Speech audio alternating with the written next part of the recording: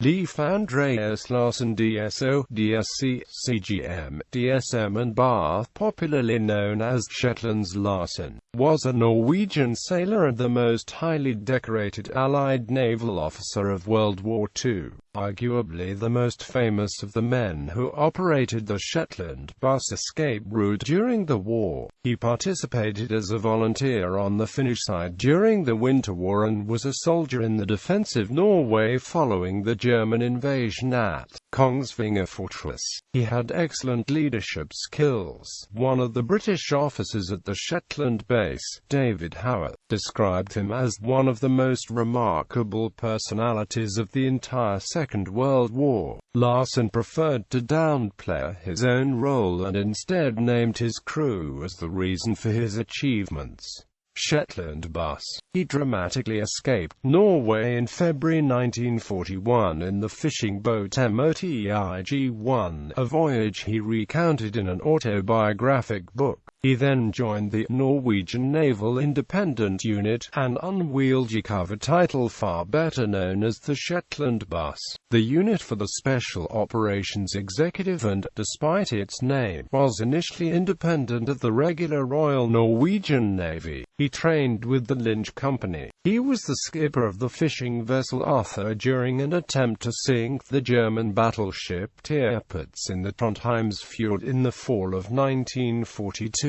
Despite its failure, Larsen received a conspicuous gallantry medal, the first non-Briton to do so. The Admiralty records the operation as the achievement of penetrating to within 10 miles of the berth occupied by the Tirpitz represents, on the part of the personnel and particularly that of the Norwegians, a fine example of cold-blooded courage. Both skippers were initially given the nominal rank of petty officer, but Larsen was later, without a great deal of enthusiasm, given a formal commission as a sub-lieutenant in the Royal Norwegian Navy, hence the extremely unusual array of his British decorations, including awards given only to officers and only to ratings. Operations became increasingly dangerous as the war progressed and the German forces improved their air and sea defenses. They began to understand the true role of fishing boats operating far from the coast, and the fishing boats were phased out in favor of 3 American sub-chases, which were much larger, faster and better armed, altogether better suited to the changed circumstances. The commanders of these 3 vessels were required to be commissioned officers, and Larsen became the captain of the HNOMS Vigra. In all he made 52 trips to Norway.